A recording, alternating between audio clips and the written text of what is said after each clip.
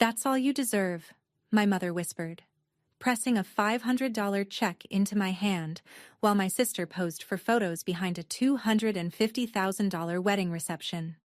I was standing in the corner of a Ritz-Carlton ballroom. Crystal chandeliers, 200 guests, Moet on every table, filet mignon going cold on fine china.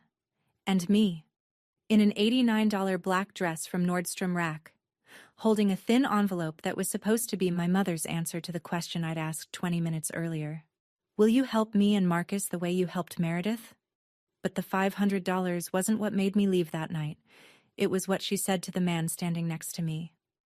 The man who'd later help me build everything she swore I'd never have. Before I go on, please take a moment to like and subscribe. But only if you genuinely connect with this story. And tell me in the comments, where are you watching from right now? And what time is it where you are? My name is Sienna Hewitt. I'm 30 years old now. But let me take you back 2 years. To a Saturday in June, inside a ballroom at the Ritz-Carlton in Hartford, Connecticut, the night I stopped trying to earn my mother's love. I grew up in Glastonbury, Connecticut. The kind of town where every lawn is trimmed to the same height, and every family portrait hangs in the same spot above the fireplace. 4-bedroom colonial on a tree-lined street, 2-car garage, a golden retriever named Baxter. From the outside, the Hewitts looked like a catalog family. From the inside, we ran on a ranking system. My older sister Meredith was the blueprint. Straight A student, captain of the varsity lacrosse team, early admission to Johns Hopkins. She moved through life like someone who'd been told since birth that the world was hers, and she believed it, because our mother made sure she did. Diane Hewitt, 58, former surgical nurse who'd once dreamed of medical school but never applied. She poured every ounce of that unfinished ambition into Meredith like concrete into a mold. And Meredith hardened into exactly what our mother wanted. A dermatologist with a private practice, a boyfriend from the right family, and a smile that photographed well at holiday parties. Then there was me.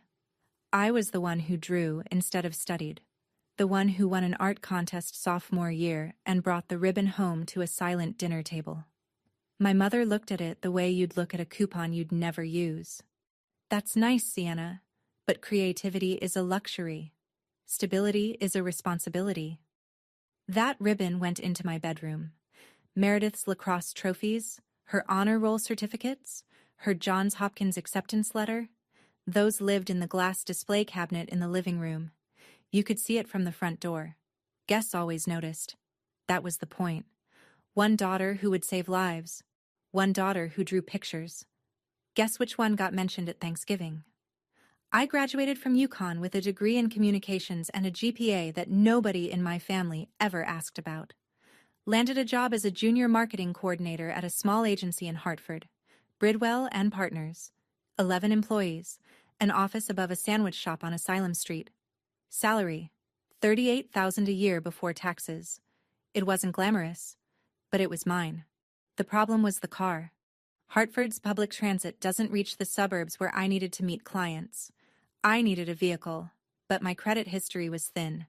A student card with a $2,000 limit and 6 months of on-time rent. Not enough for an auto loan on my own. So my parents co-signed. $18,000 for a 2019 Honda Civic with 62,000 miles. Monthly payment, $312. On paper, it was a generous thing to do. In practice, it was a leash. My mother kept the co-sign agreement in her bedside drawer the way some people keep a loaded weapon. Every Thanksgiving, every phone call where I mentioned wanting something different, every time I pushed back on anything, the leash tightened. You still owe us for that car, Sienna. Don't bite the hand that co-signed your loan. My father, Gerald, 60, retired sales manager, the kind of man who reads the newspaper to avoid conversations, would sit across the table and say nothing. He'd look at his plate. He'd chew slowly. And when my mother was finished, he'd say, "Your mother has a point," without ever specifying which one. The Honda Civic sat in our parents' driveway every holiday, right next to the BMW X5 they'd bought Meredith as a medical school graduation gift. 2 cars, side by side, one earned, one bestowed. both telling the truth about where we stood.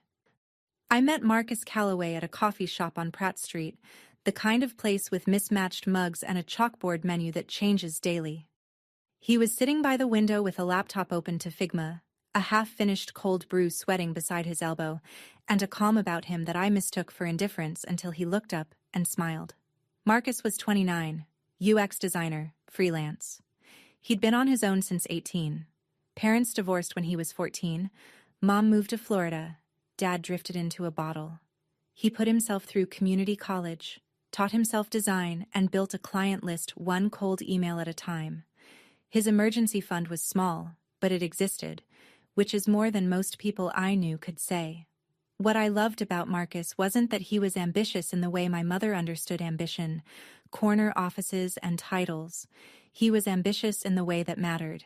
He showed up, every single day, for his work, for me, for the life we were quietly building in a one-bedroom apartment with secondhand furniture and a budget spreadsheet taped to the refrigerator. My mother found out about Marcus 3 months in. Her response arrived over Sunday pot roast. A freelancer? She set her fork down like she was placing evidence on a table. So neither of you has a real job.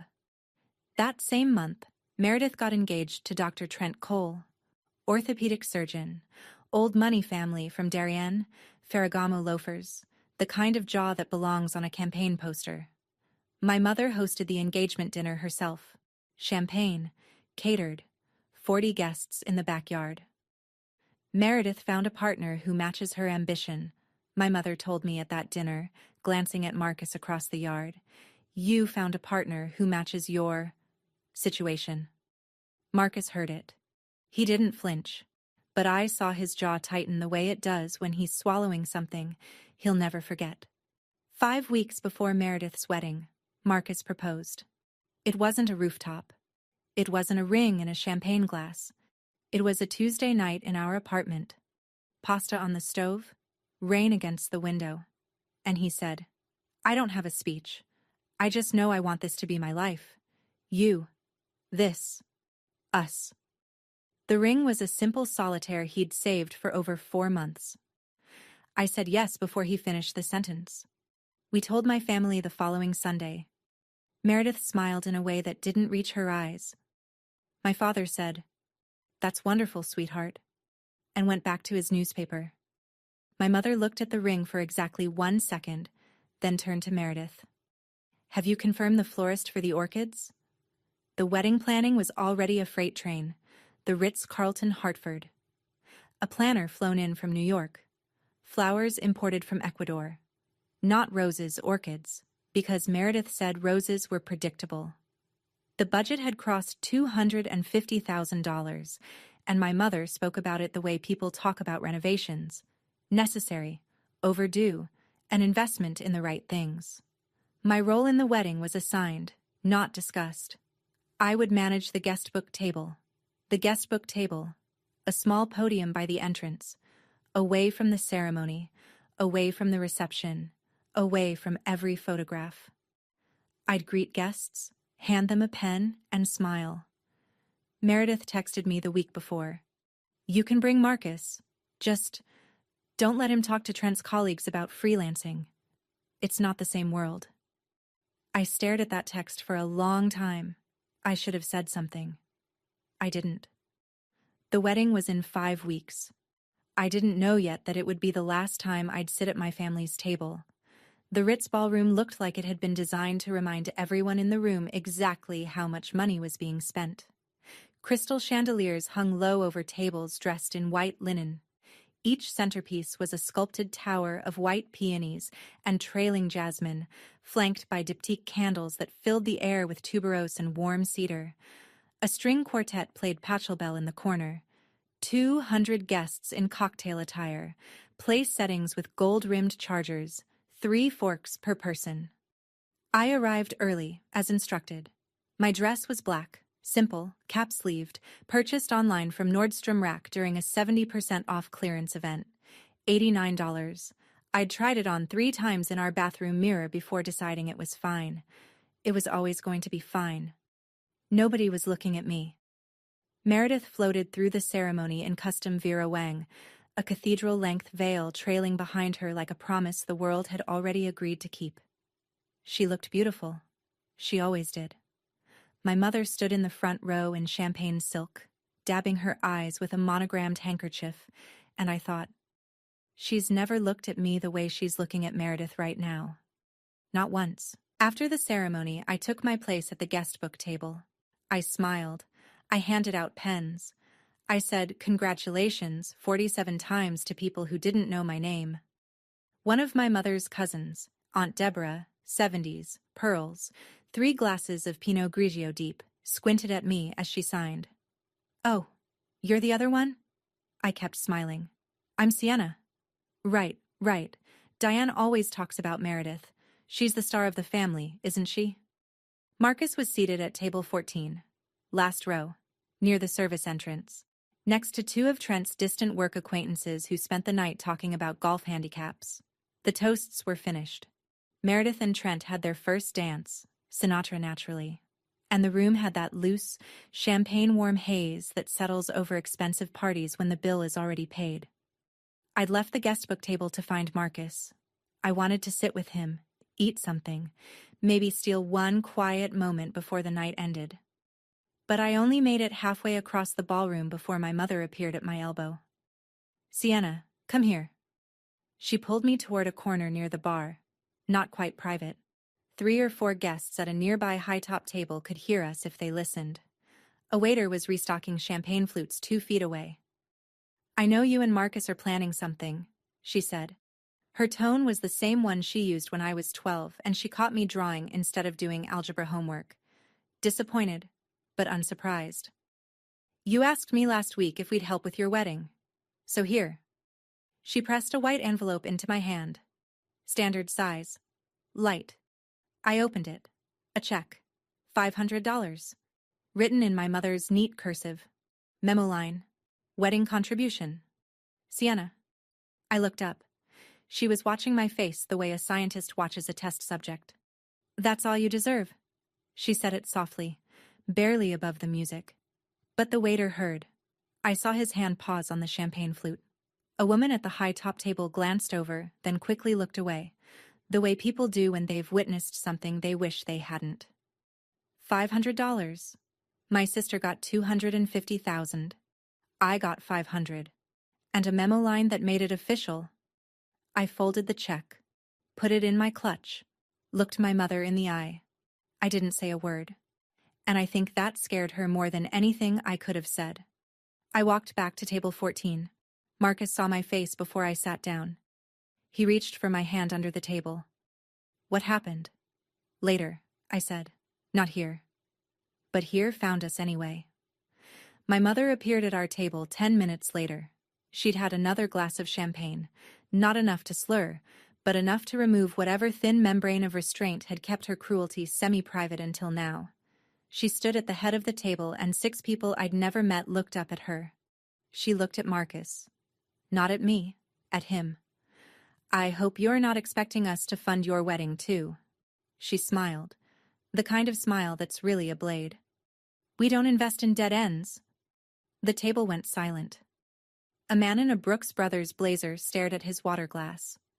A woman beside him suddenly found her napkin fascinating.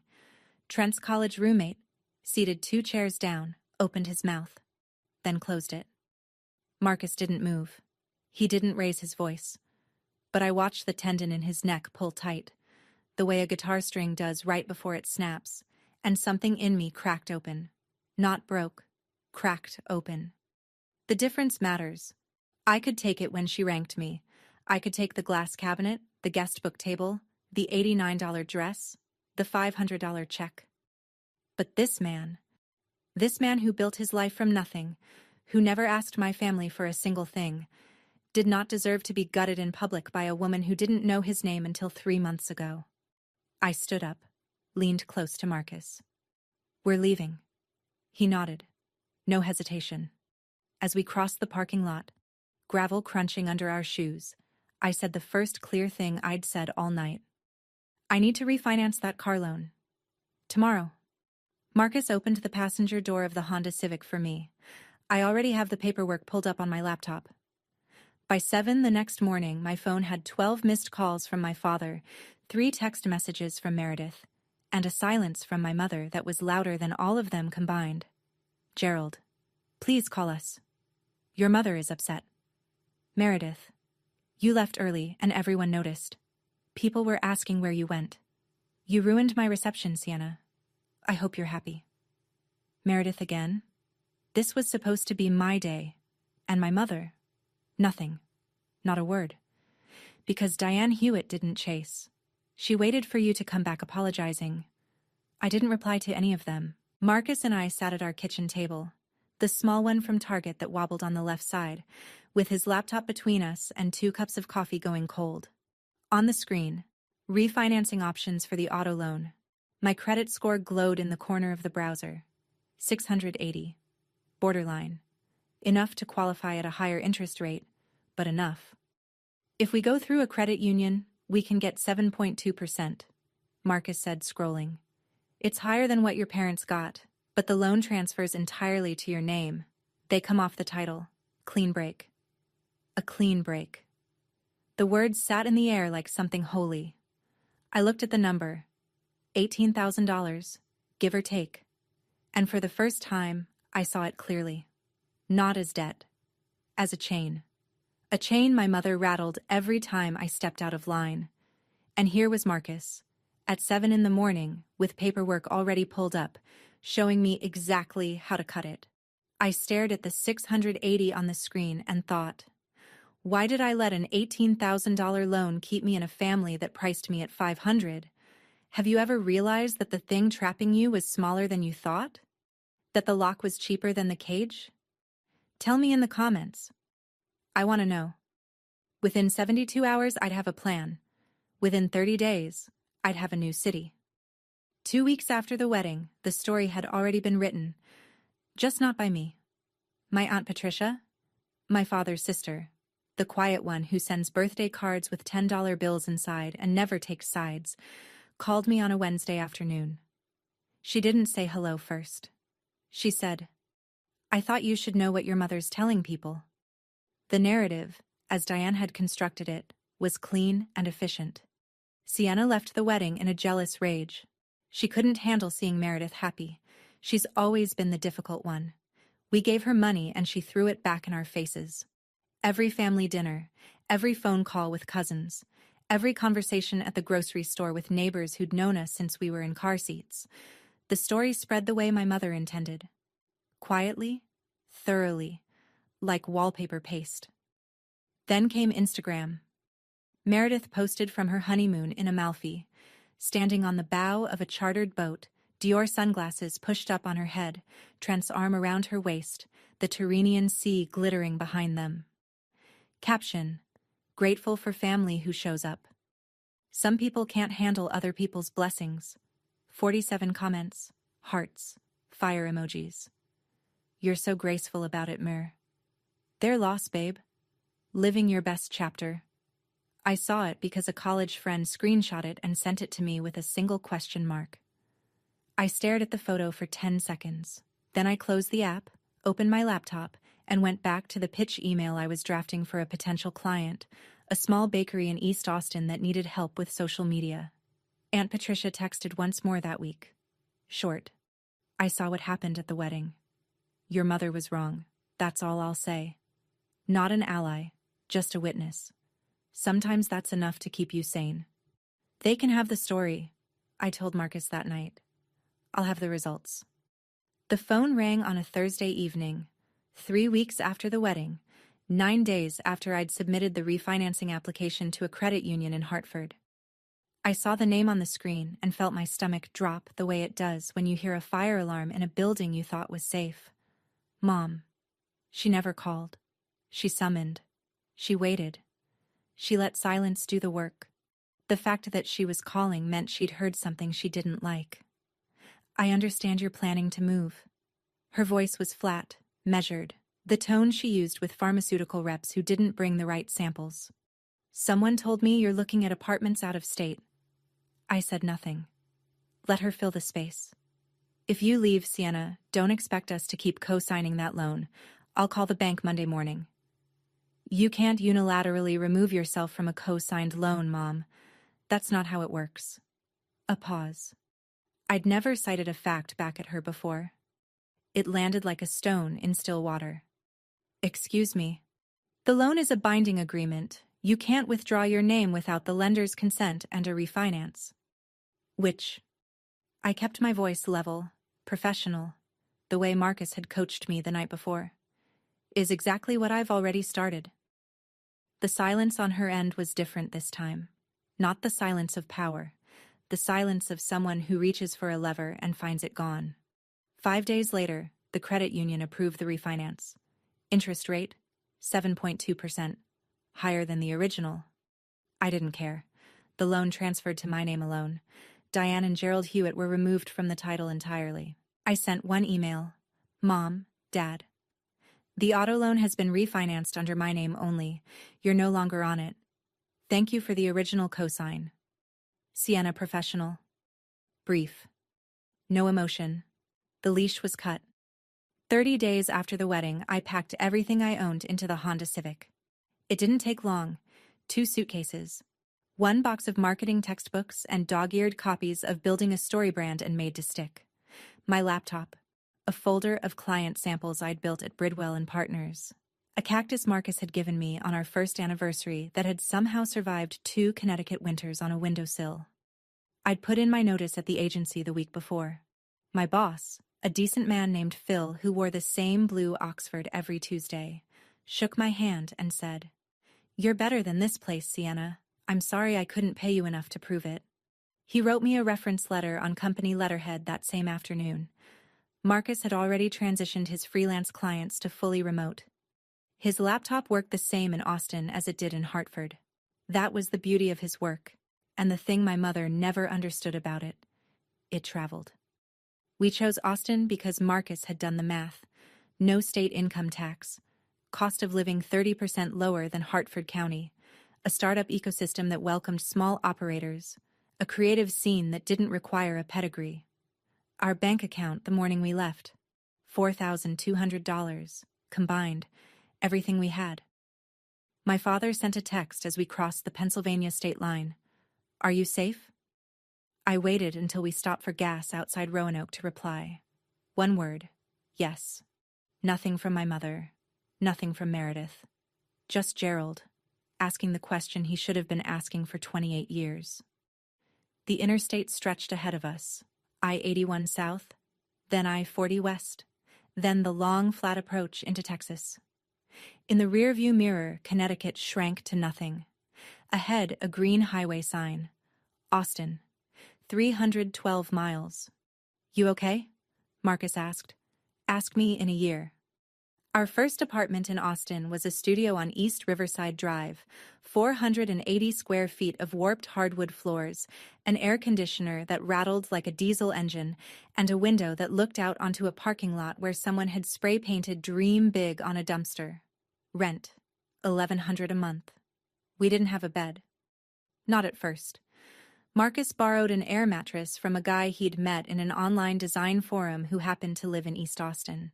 That first night, we lay on it side by side, listening to the AC shudder through its cycle, and I stared at the ceiling. Water stain in the corner, shaped like a lopsided heart, and the thought came uninvited. What if my mother was right? I didn't say it out loud. I didn't have to. Marcus rolled over and said, "It'll get better. It has to. We didn't drive 1,700 miles to quit." I started working the next day. Barista at a coffee shop on South Congress, $12 an hour plus tips. The owner was a woman named Denise who made her own oat milk and called everyone sugar.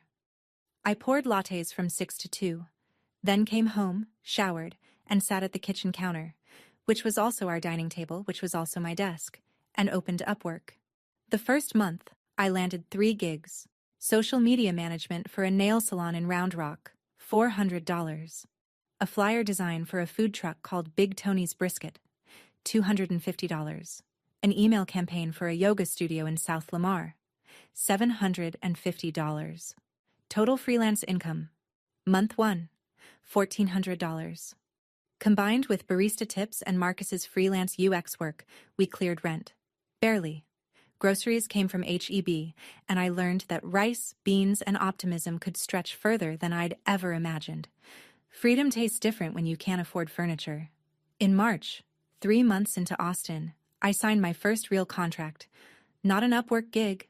A real client, with a real scope of work and a signed agreement. A boutique hotel on South Congress called The Wren. 12 rooms, exposed brick, a rooftop bar that served mezcal cocktails to tourists who wanted to feel like locals. The owner needed a full brand refresh. New logo, social media strategy, website copy. Fee, $3,500. I was so excited I called Marcus from the parking lot and nearly cried. 3 weeks later, the owner, a man named Derek who wore linen shirts and changed his mind the way other people change socks, killed the project. He didn't like the color palette. Then he didn't like the font. Then he didn't like the vibe. He canceled the contract, paid 50% as the kill clause required, and moved on to a buddy from LA who'd do it for free. $1,750. 3 weeks of work. $200 out of pocket for Canva Pro and stock photography. I sat on the concrete steps outside our apartment building that evening, holding a bottle of water, staring at the traffic on Riverside Drive. Marcus came out with a cup of coffee. The good stuff, from Denise's shop, which he'd bought with the last of his tip money from helping her rearrange the back storage. "Hey," he said, sitting down. "Your credit score hit 710 last month.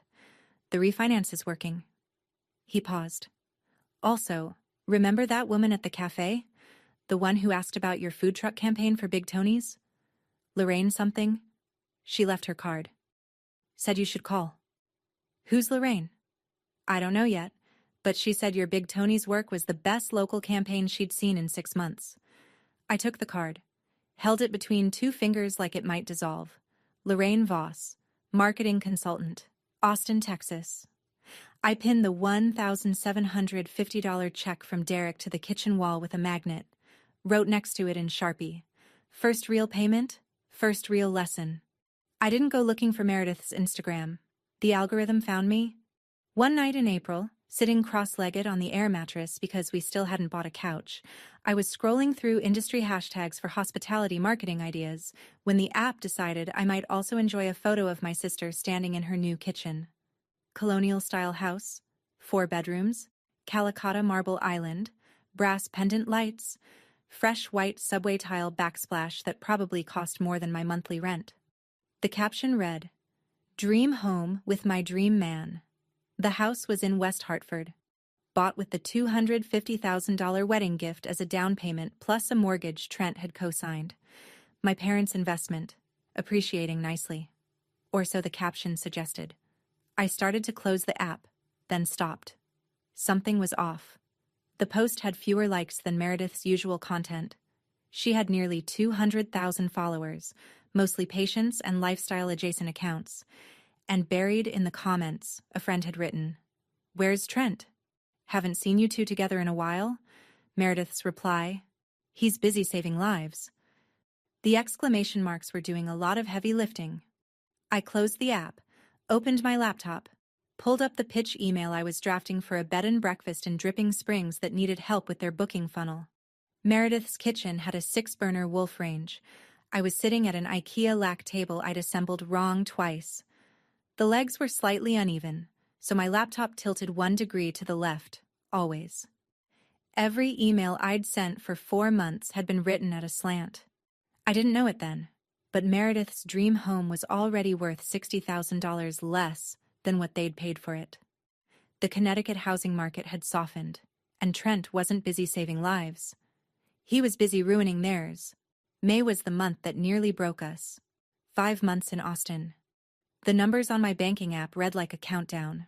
$1,800 in checking. Rent due in 6 days. $1,100, which left $700 for everything else.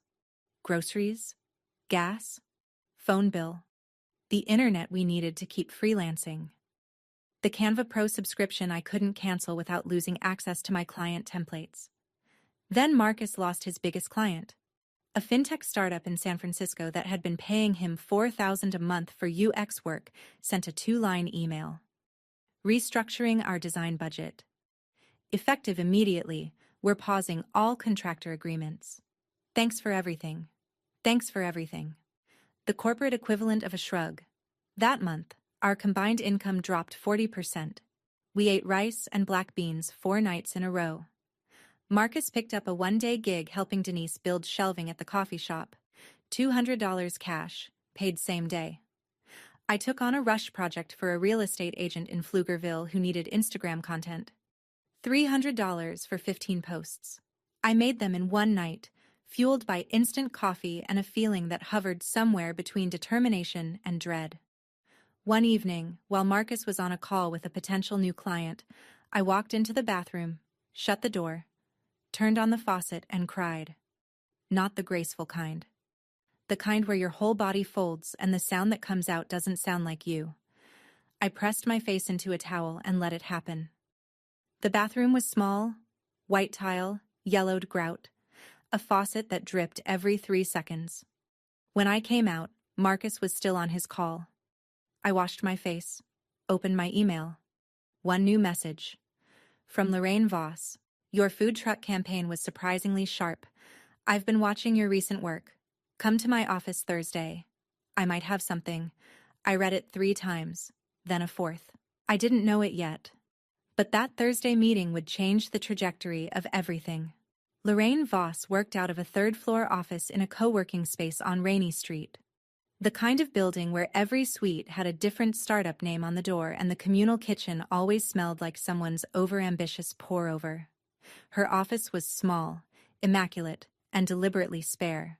A standing desk, 2 chairs, a single orchid on the windowsill, and nothing on the walls except a framed cover of Ad Age from 2014 with her name in the subheading.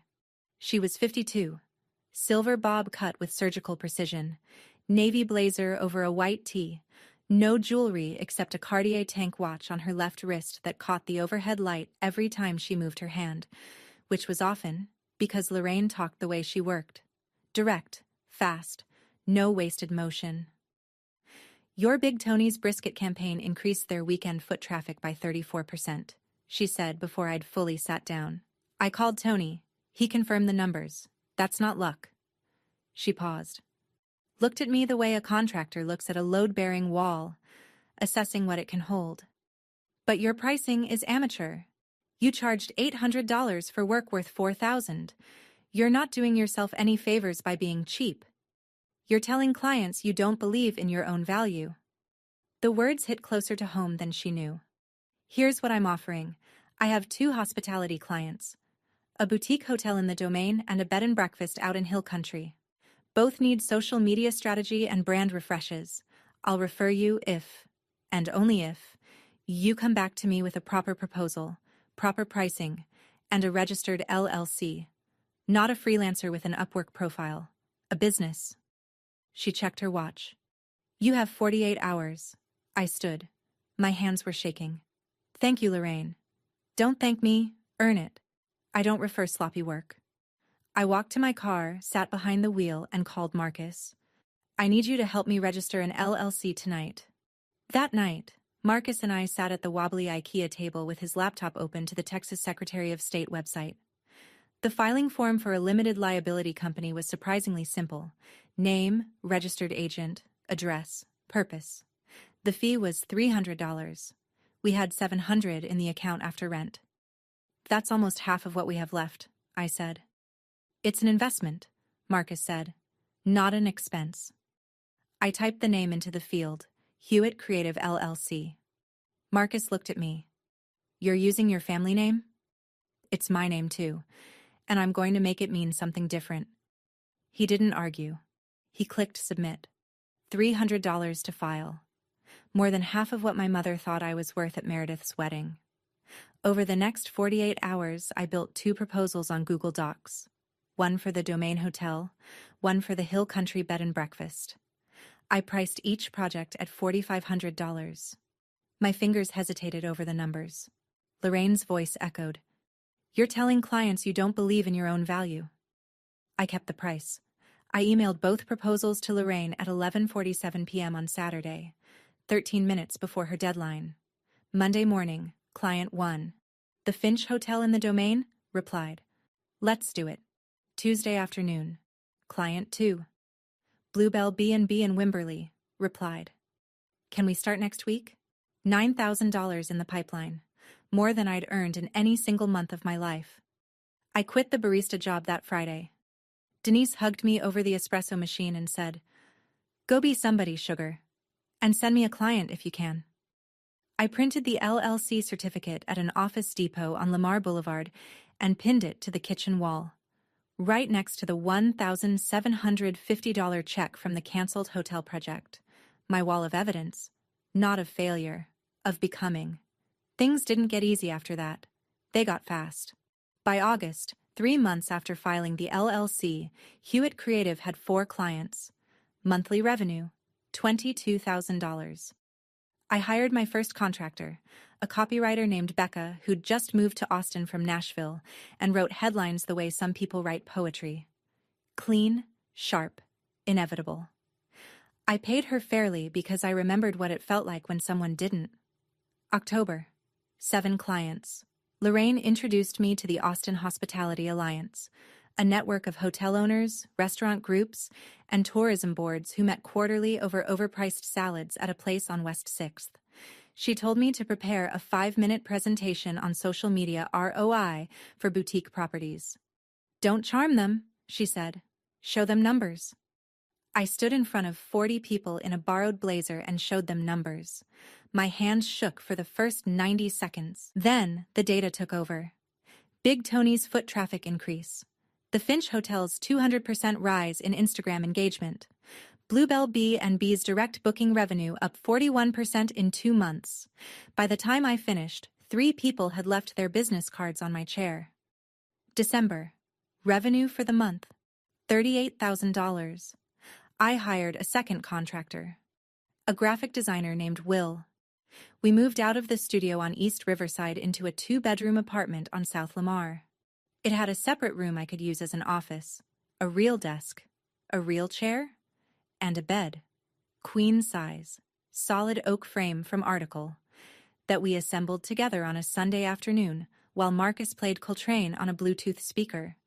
Gerald sent an email. "Merry Christmas, Sienna. I hope Austin is treating you well." I replied, "The first time in 6 months. It is. Merry Christmas, Dad." Short, but not closed. Not anymore. Every invoice I sent felt like a sentence in a letter I was writing to my future self. 1 year in Austin. Hewitt Creative. 12 retainer clients. 2 full-time employees besides myself, and a revenue number I had to read 3 times on the spreadsheet before I believed it. $480,000. Gross. Not profit. I want to be honest about that. After salaries, software, contractor fees, and taxes, the take-home was a fraction. But the trajectory was real, and for the first time in my life, the graph was pointing up because of something I'd built with my own hands. We leased a small office, 800 square feet on East 6th Street, a converted storefront with exposed ductwork, polished concrete floors, and a glass front door. Marcus designed the logo himself. Hewitt Creative in clean sans serif.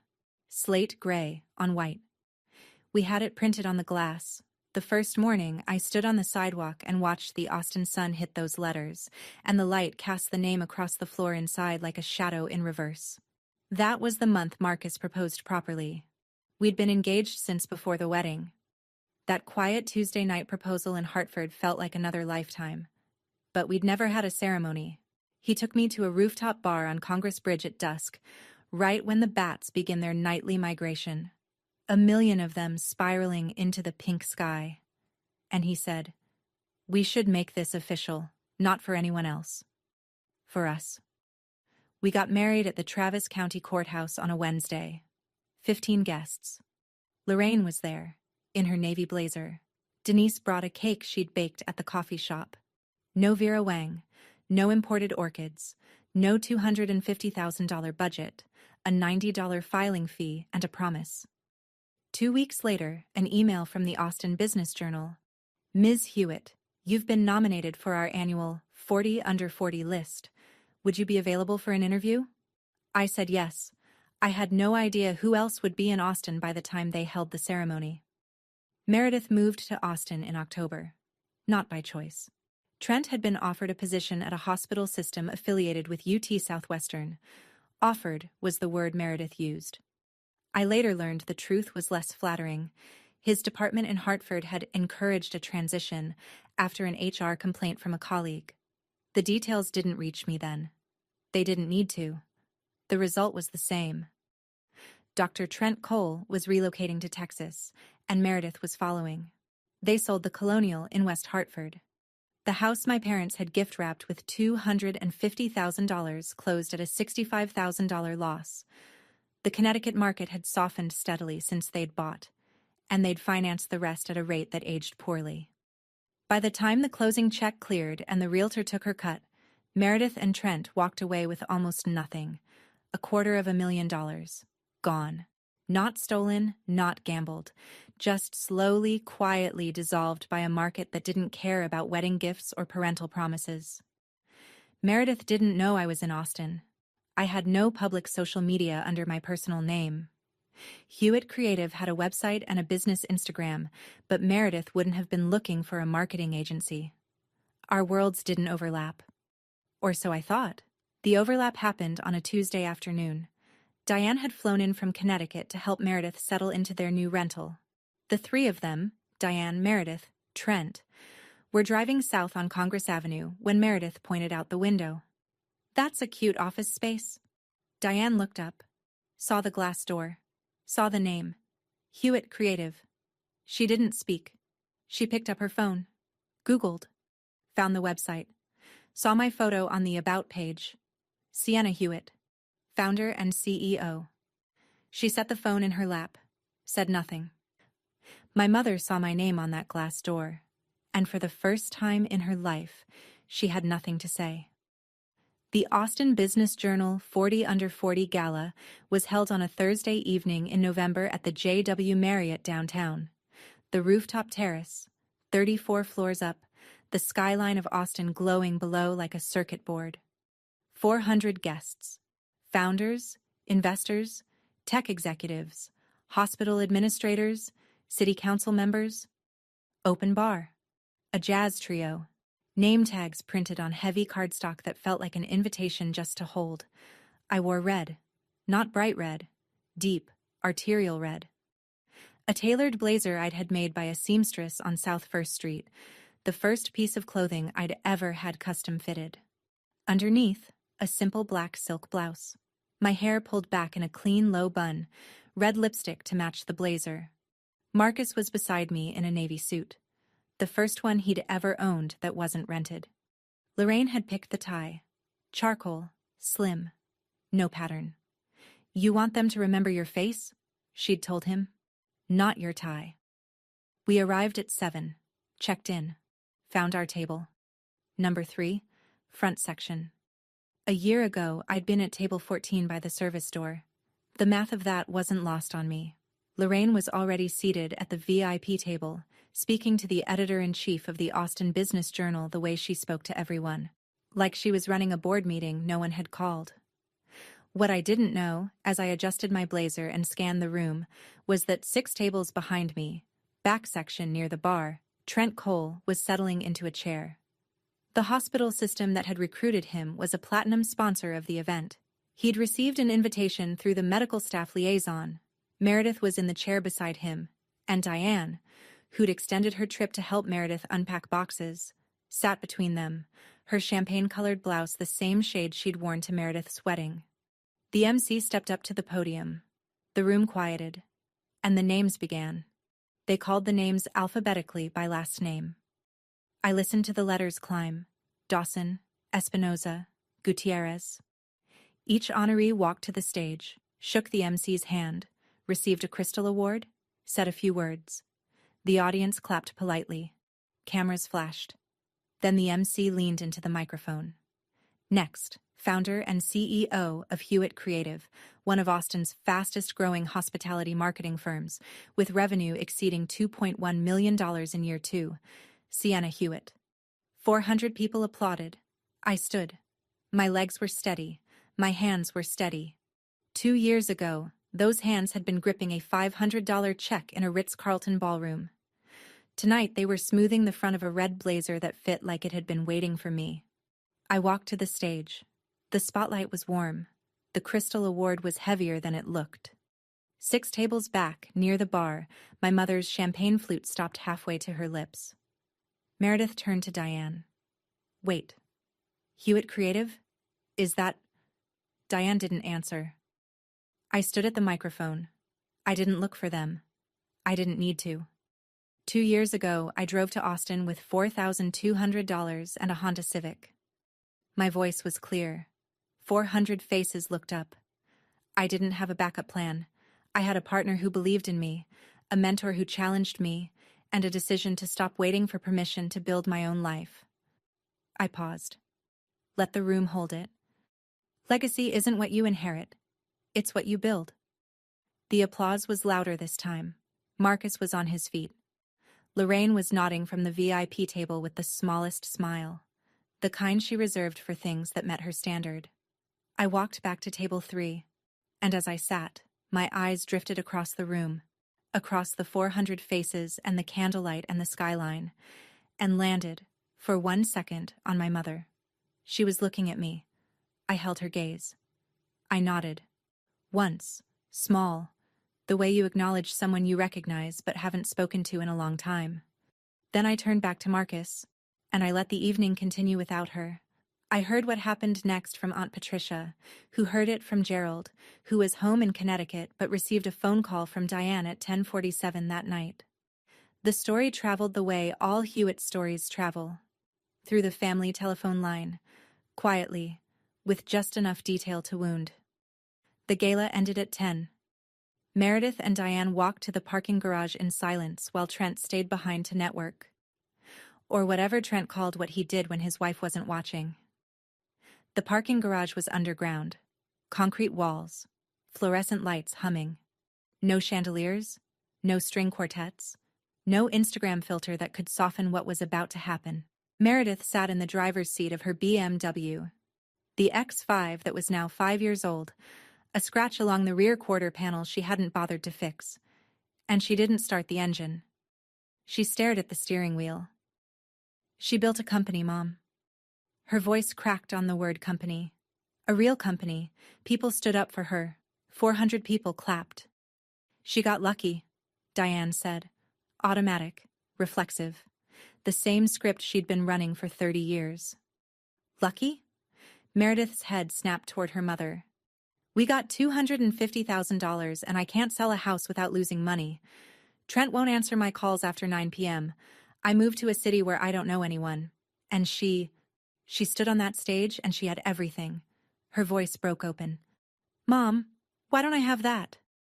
The fluorescent light buzzed. Diane looked at her hands. Her nails were perfect. They were always perfect. But her hands were still. I did what I thought was best, she said. For who?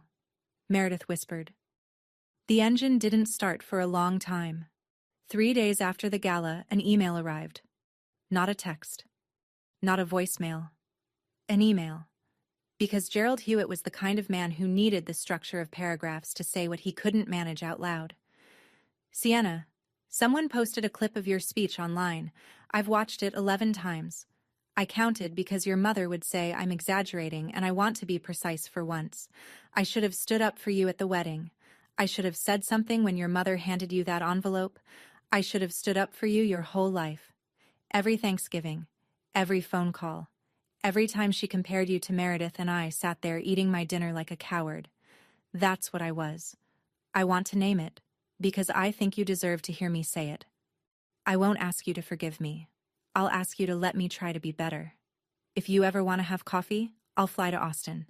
No conditions, no agenda. Just your dad, being late to the only conversation that matters. I love you. I always did. I was just too quiet about it. Dad, I read it at my desk in the East 6th Street office, morning light coming through the glass door. The shadow of Hewitt Creative stretched across the concrete floor. I read it once. Then again. Then I closed my laptop and pressed my hands flat against the desk and breathed. I cried. Not the bathroom floor kind, like in May. This was different. This was the kind of crying that happens when something you stopped hoping for arrives anyway. Late, imperfect, but real. I replied that evening, "I'd like that, but coffee only. And we go slow." Gerald booked a flight to Austin that same night. Later, in a follow-up email, he wrote one more line. "Your mother has been quiet since the gala. She hasn't said your name." I think, for the first time, she hurt herself. 2 weeks after the gala, Meredith's life completed its collapse. Not with a bang, but with an iPad left on a kitchen counter. The details came to me in pieces, again through Patricia, who seemed to have become the family's unofficial wire service. Trent had been seeing a nurse practitioner at the hospital. Not a rumor, not a suspicion, but a chain of iMessages that synced to the iPad he'd left charging next to the coffee maker. Meredith opened it looking for a recipe app. She found 6 months of conversations instead. She filed for legal separation the following week. Texas is a community property state, which meant the house, their Austin rental wasn't the issue. It was the financial wreckage left from selling the Connecticut house. The remaining mortgage, the credit lines, the car payments, all had to be split. Attorney retainer, $15,000. Money Meredith didn't have in liquid cash because her dermatology license hadn't transferred to Texas yet, and Trent had been the primary earner since they'd moved. She called Diane first. "Mom, I need help. Can you and Dad—" "We already gave you $250,000, Meredith. We don't have more. Your father is retiring. We have our own expenses." The same mother who'd funded a $250,000 wedding couldn't fund a divorce. Or wouldn't. Either way, the vault was closed. Then Meredith called me. I didn't answer. I was in a client meeting. An honest reason, though I'm not sure I would have picked up regardless. Her voicemail sat in my phone for 3 hours before I listened. "Sienna, it's Meredith. I know I don't deserve this call, but I don't know who else to call." I sat with it. Marcus found me on the couch that evening, phone in my lap, staring at nothing. "I'm not going to rescue her," I said. "But I'm not going to gloat either." Marcus nodded. "That's the right line." It was, and I held it. 1 month after the gala, Hewitt Creative signed its largest contract. A full rebrand for a chain of 8 boutique hotels across the Texas Hill Country. Website, social media, email marketing, photography direction, the works. Contract value, $340,000, phased over 12 months. The Austin Business Journal ran a feature. The headline, "How Sienna Hewitt Built a $2 million Agency in 2 Years Without a Dollar from Anyone." The journalist, a woman named Rachel who'd been at the 40 Under 40 gala, asked me about my background. I told her the truth, minus the names. I said I'd come from a family that didn't believe in my career path. She wrote it as, "Hewitt launched Hewitt Creative with no outside investment, no family backing, and no safety net, just a laptop and a conviction that her work had value." That same month, we placed a billboard on Congress Avenue, standard advertising, part of a campaign to attract new hospitality clients. The design was simple. Hewitt Creative's logo, a photograph of a hotel lobby we'd rebranded, and the tagline, "Your story, told right." I approve the placement for business reasons, but I won't pretend I didn't notice that the billboard stood 6 blocks from Meredith's rental apartment, on the route she drove every day to the temporary clinic where she'd started consulting. Sometimes I wonder, if my mother had given me $250,000 instead of $500, would I be here? Would I have moved to Austin? Would I have registered an LLC on a kitchen table with $700 left in my account? Or would I have settled into something safe and never learned what I was capable of? I don't know the answer, but I think the fire matters more than the money. What do you think? Do the worst things that happen to us sometimes become the best? I'd love to hear your take in the comments. I didn't put that billboard up for my mother, but I'd be lying if I said I didn't smile when I drove past it. Gerald made it happen. He called it coffee, and he meant it literally. No family meeting, no therapy session, no ambush. Just a table at a shop on South Congress, 4 blocks from where I'd once poured lattes for $12 an hour. I arrived first, ordered a black coffee, sat in the chair facing the door because I'd learned in 2 years to see what was coming. Diane walked in at exactly 10 o'clock. Her hair was grayer than I remembered, the ash blonde now silver at the temples. She wore a Burberry trench coat over a white blouse, but her handbag was old. The same Coach bag she'd been carrying for 5 years. Something about the combination told me everything. The armor was the same, but the resources behind it had thinned. She sat down, ordered green tea, wrapped her hands around the mug like she needed something to hold. "You look well," she said. "I am well." Silence. The espresso machine hissed behind the counter.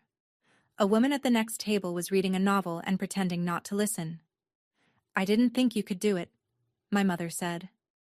Not cruel this time, just honest.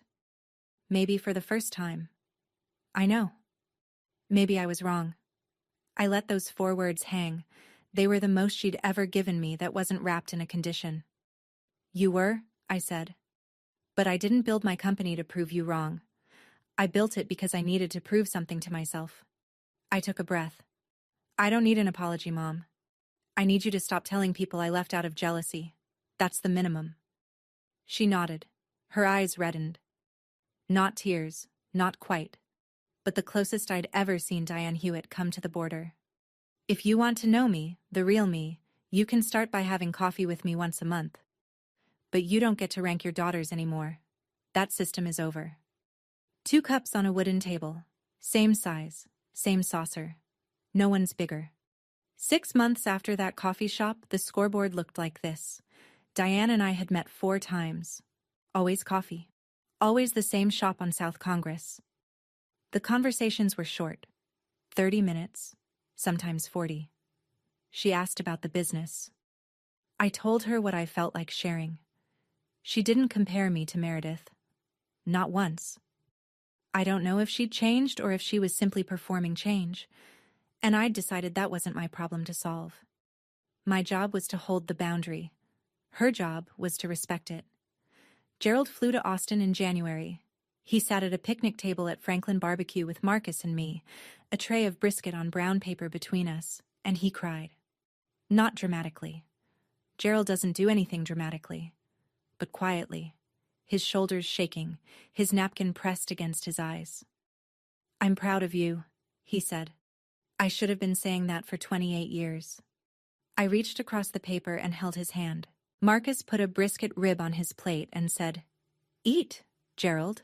It's better when it's warm." My father laughed through his tears. It was the best meal I'd had in Austin. Meredith's divorce was finalized in March. She sold what little remained of the joint assets, absorbed the $65,000 housing loss, and moved into a small apartment in East Austin, 800 square feet, no marble countertops, no wolf range. She was consulting at a dermatology clinic 3 days a week while waiting for her Texas license to clear. For the first time in her life, she was paying her own electricity bill. She texted me in April. "I'm sorry for what I said at the wedding, and for the Instagram post. I was protecting something that was never real." I replied the next morning, "I know. If you want to get coffee sometime, let me know." No hug, no tearful reunion. Just 2 sisters for the first time, on level ground. It's a Tuesday morning.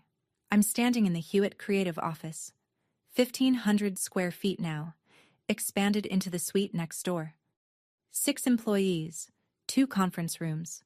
A wall of framed client work that Becca calls the gallery. Morning light comes through the glass front door, and the logo casts its shadow across the polished concrete the way it did that first morning. Except now there are more desks, more chairs, more evidence that something I once dreamed about on an air mattress became real.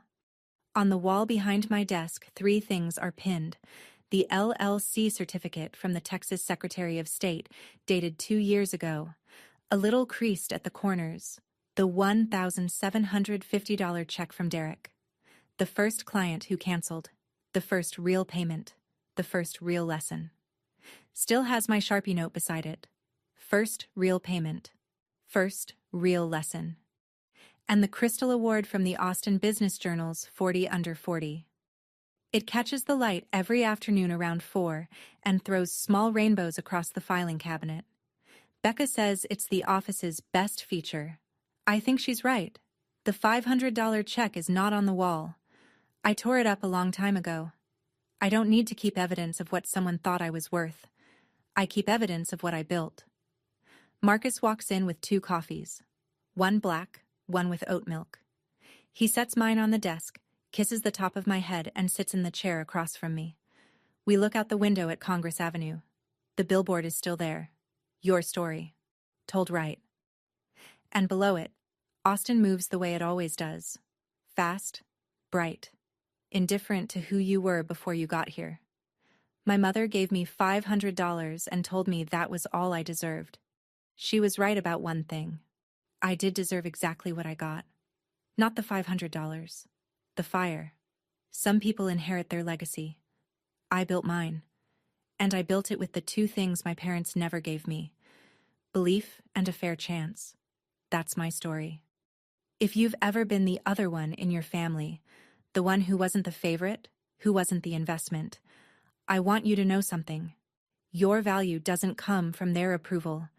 It comes from what you build when no one's watching. If this story meant something to you, hit subscribe and leave a comment. I read every single one. And if you want another story about someone who turned their family's doubt into fuel, check the link in the description. I'll see you in the next one.